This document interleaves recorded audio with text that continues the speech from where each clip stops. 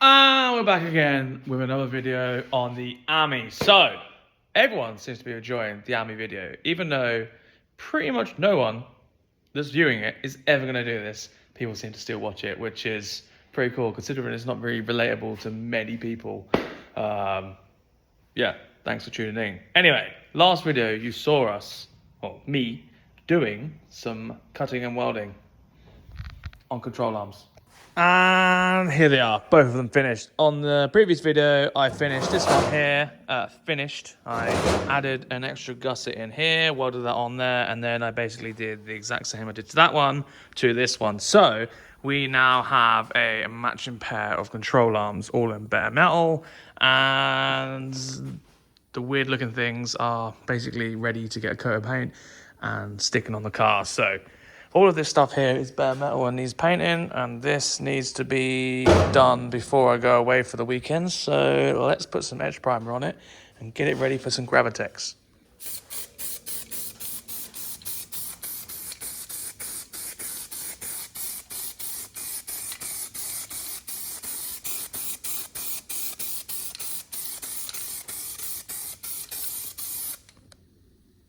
Now the Gravitex, we can just paint over onto bare metal, but on these, obviously, I'm just going to satin black these because I don't want a thick coating on them, because that's exactly where the wheel hub sits against it. So a light coating, just so they don't rust, that'd be good. But on these, we'll Gravitex these afterwards and obviously do the underneath as well. Luckily, my bench is made for this kind of stuff, so I don't mind getting overspray all over it. Good bench.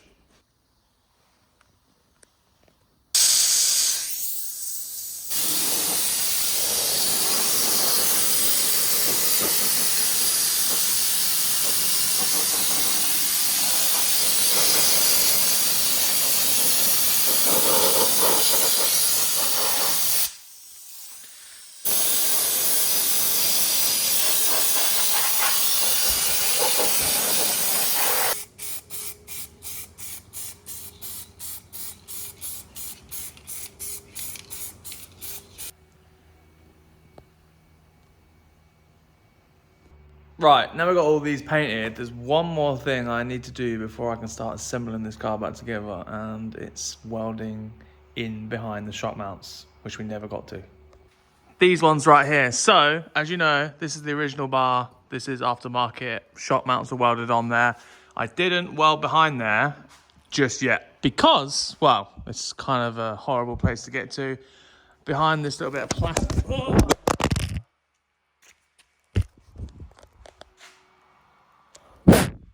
That smashed my entire back of my phone. Anyway, behind here, this bit of plastic does move out the way, and you can get behind there to weld it. I need to weld that before the weekend, so when I can Gravitex the rest of the frame, because we've already done all this, this could be dry on Monday, and I can get back to assembling it and final fit up. Exciting stuff. So let me get inside the Ami and do some welds behind there. Gutted, I just smashed the entire back of my phone. My camera was already cracked, but the back of my phone, that takes the piss. Oh well. You join me placed very awkwardly in the back of the Ami, and I've got to weld behind this plastic right here, and it's not ideal, but what are you gonna do?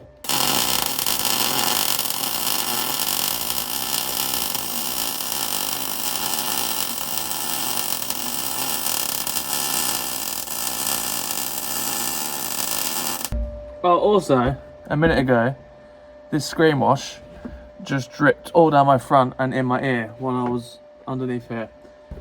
So that's why I'm not happy as well. Man, this is...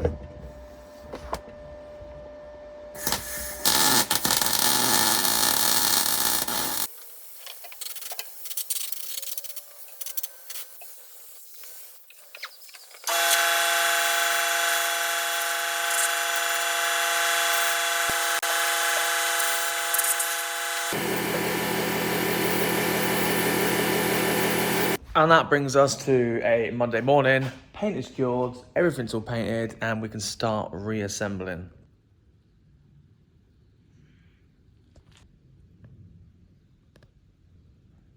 So this car has obviously been apart for quite some time now, and I'm just basically sorting through everything, figuring out what I've lost, which hopefully isn't anything, and then figuring out all our new hardware we need to use, all our new push fit connectors that we need to use, because obviously this car is being bagged, as you know, and we're putting dual compressors in it.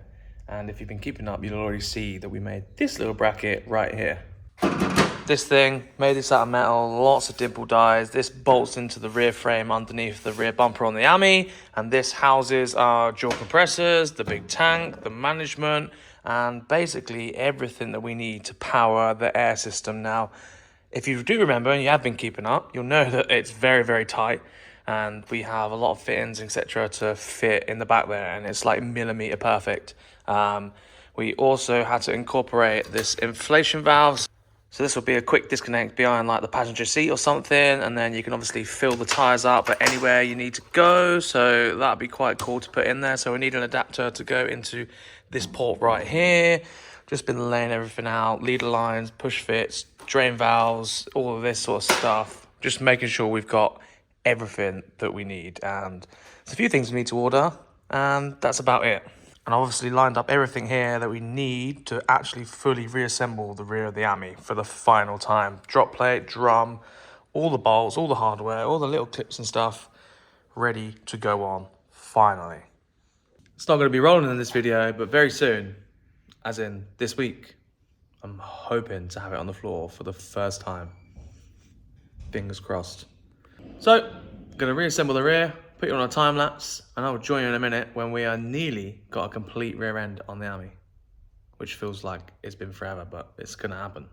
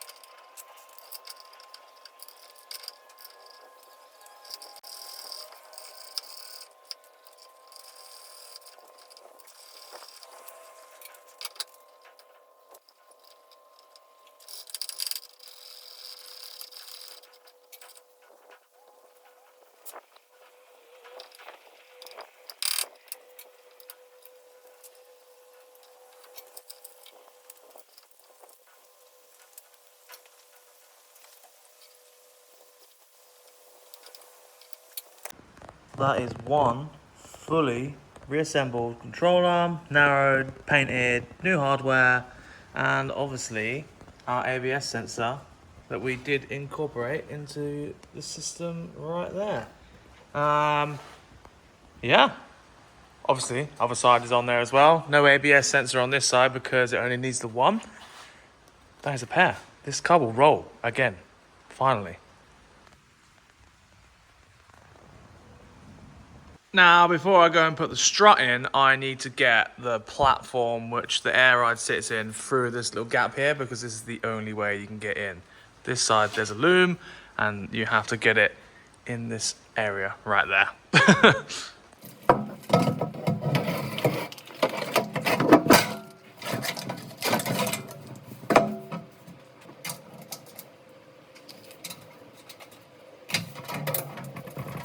So, some time has passed. We have this here. Now, this is a Honda Belay. This belongs to my friend Ash, and I've got to do some bits and bobs to this, so I'll do a little video on this at some point.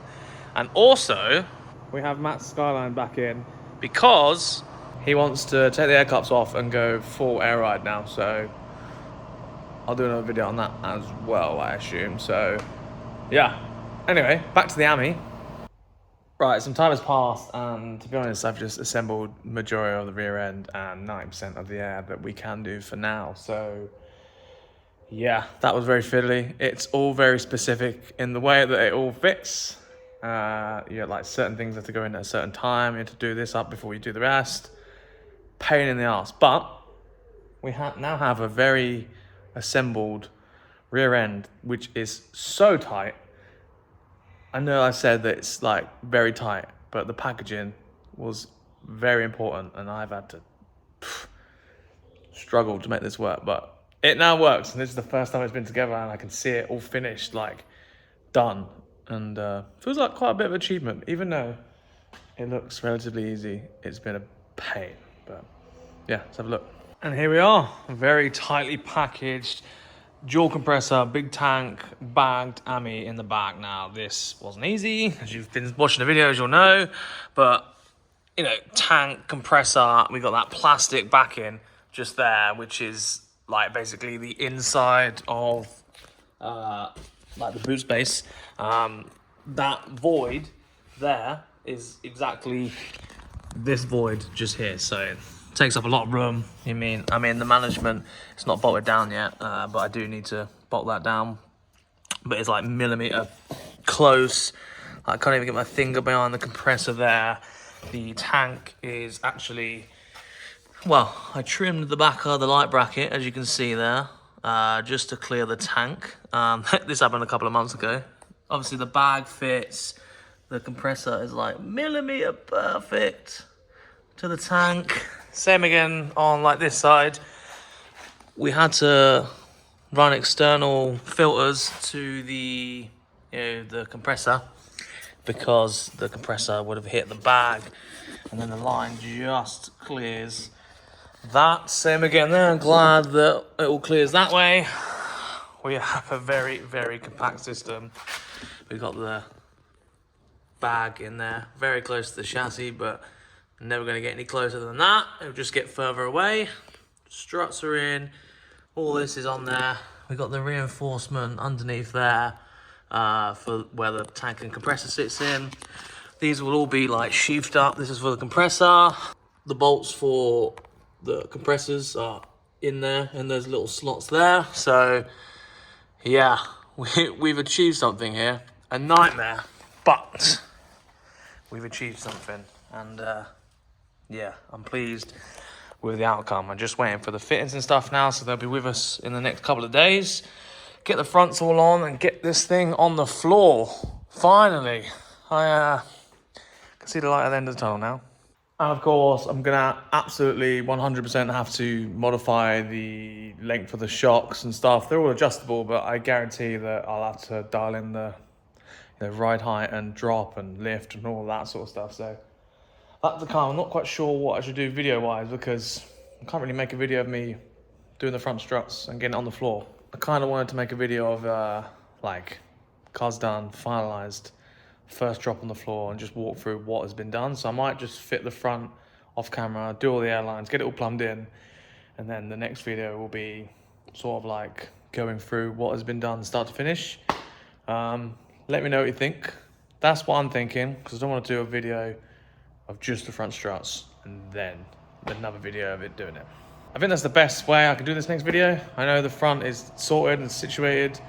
You don't want to see anything else, unless there's something else that I come into. I'll film and then I'll see what happens. So yeah, thanks very much for watching. Have a good evening. Like, share, comment, subscribe, do all that, because it helps a lot. There's a tractor coming, so thank you very much. See you later.